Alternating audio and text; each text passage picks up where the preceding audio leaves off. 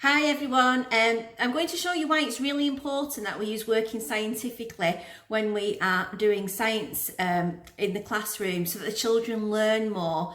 I'm going to use my two children, Poppy and Rosie, who are hovering in the background to show you why it works. Okay, so here we have Poppy. Wave Poppy. Hello. And we have Rosie.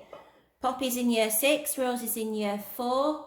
And we have a container here, which will be an empty vessel or a child's head, which needs filling with knowledge in the traditional model of learning.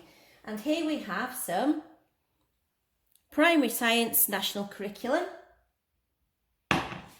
Rosie, can you show the working scientifically? We have a little section of, little pot of working scientifically. And Poppy, if you want to show that one, we've got a little pot of sparkly teacher.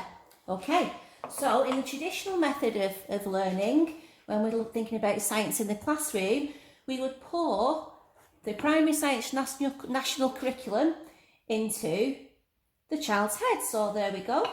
We'll pour that in. That'll do. Thank you, love. Right, girls, what can you see from that? How does that look to you? Is it interesting? No, it looks like it's full of boring old stuff. Boring old stuff, okay. So at the moment the national curriculum of science is not very interesting whatsoever. Okay, just a minute, Rosie. So Rosie's going to pour in Sparkle Teacher. So this is your all singing, all dancing, fantastic teacher who's put hours of effort into the planning to make sure that their lesson is memorable because of what they do. So do you want to pour that in, please? And here we have lots and lots of sparkle. Thank you. Do you want to put the lid back on, Poppy? No, the lid on the jar is there. Thank you. Right, is it on? Give it a shake. Right, I'll just move that to the camera so we can see. And there we go, there's a pot of sparkly teacher and national curriculum. Woo, isn't that amazing? It looks better than before. It does look better than before, so we do need a sparkly teacher, don't we? A little bit to make it memorable. But as we keep looking at it, girls, what's happening to that sparkly teacher? It's fading away and it's going to the bottom, it's sinking, and it's all getting forgotten. It's fading, it's sinking, it's going quite flat. So that sparkly teacher knowledge is now sinking to the bottom.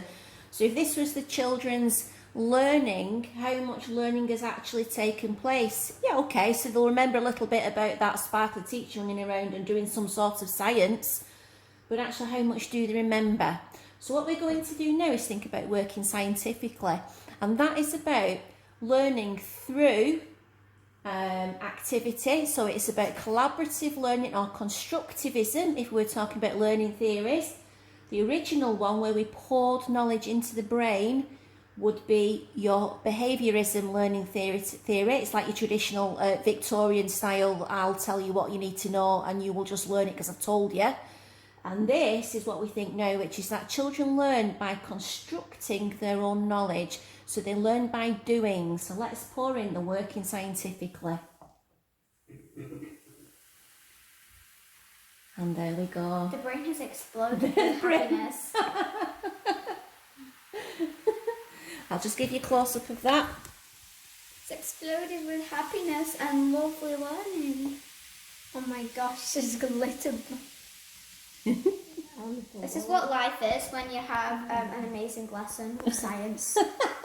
Your head explodes. That's it, your head explodes. And that's what we need to do, working scientifically through your head exploding. Alternatively known as constructivism, learning through doing, through action, and all that can be found in one strand of the national curriculum.